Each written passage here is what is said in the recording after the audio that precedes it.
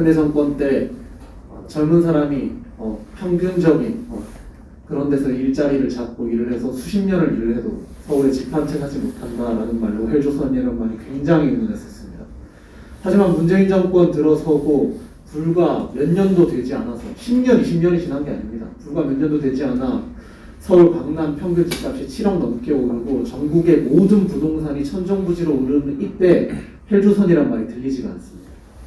그때 헬조선이라고 말하고 젊은 사람들은 아무리 일해도 서울에 집 못 사고 이제는 지방에도 집을 못 살고 있는 이 시대에 헬조선이라고 그때 말을 했던 사람들 다 어디로 갔습니까? 사실 문재인 정권을 지지했던 많은 젊은이들 그리고 많은 국민들은 당시 언론에 속아서 기획, 조작, 음모, 그 공작에 속아서 언론 쿠데타와 정치 쿠데타에 속아서 박근혜 대통령이 공정하지 못하고 정의롭지 못한 대통령이라 여겼습니다. 그리고 그것을 맞받아치듯이 잘 받아먹듯이 문재인은 대통령 취임사에서부터 공정, 정의, 평등을 내세웠습니다. 그리고 지금 임기가 1년 정도밖에 남지 않은 대한민국 이 대통령 문재인한테 대한민국 국민들이 이 대통령 과연 공정하고 정의로운 것 같습니까? 라고 물어보면 지금 LH 사건으로 아무도 그렇다고 제대로 얘기하지 못할 겁니다.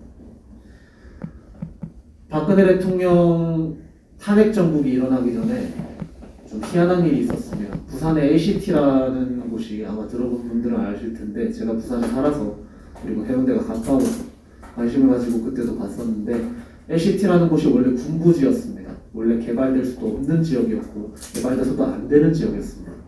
근데 그러한 LCT가 갑자기 그렇다는 LCT 부지가 갑자기 개발 부지가 되고 갑자기 여러 인프라가 개발이 되고 예정이 되면서 거기에 많은 정치권 인사들이 줄을 섰니 거기에 자리를 배정을 받았니 이런 말이 나돌았습니다. 심지어 그때 일각에서는 당시 여당의 김무성 그리고 당시 야당 대권 1순위였던 문재인 부산에 다리를 틀고 있었던 정치인들이죠. 그 사람들이 거기에 부정으로 입주권 등을 받았고 그것을 뒤에서 정치권에서 도와주고 이런 것들이 있었다라는 의혹 제기가 있었습니다.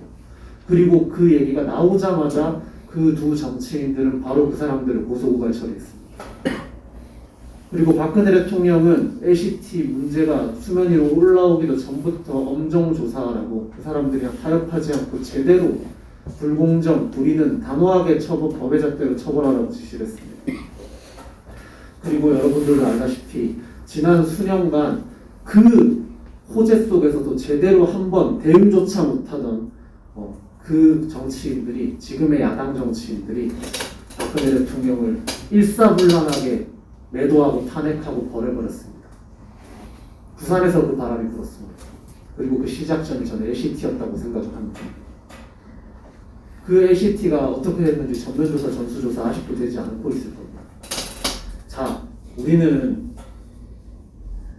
대한민국 국민들은 젊은 사람들은 정치권의 리더를 필요로 하지 실제 정치권은 장사치 그리고 도둑놈 그리고 사기꾼들밖에 없습니다. 이제 대한민국 국민들이 정보를 알고 권력을 가지고 있는 놈들은 자기들이 헤쳐먹는구나 라는 생각밖에 하지 않습니다. 이제 그것을 벗어나야 할 때입니다. 더 이상 21세기 이 지금의 대한민국이 그러한 후진 민주주의에 머물러 있을 때가 아닙니다.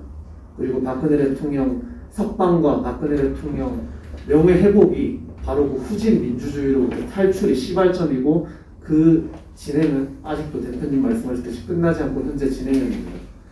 대한민국의 정치를 누군가는 바꿔야 합니다. 그리고 그 누군가 바꿀 사람은 저는 우리 공화당밖에 없다고 생각합니다.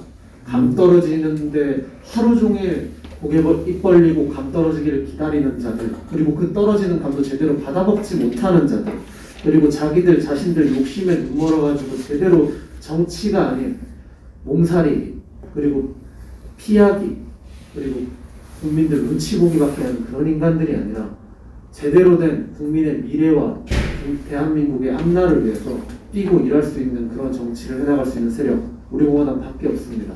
누군가는 바보처럼 누군가는 자기 손해 보듯이 달려야 하고 우직하게 가야 합니다.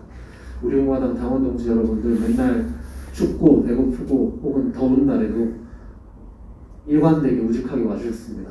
우리가 가는 그 길은 이제 서막입니다. 함께 끝까지 해주시고 그리고 이 위대한 길에 작더라도 자신의 몫을 할 수 있다는 것 그것 또한 행복이라고 생각을 합니다. 함께 가시고 부디 아프지 마시고 제가 살짝 좀 다쳤거든요. 아프지 마시고 다들 건강하시길 바랍니다.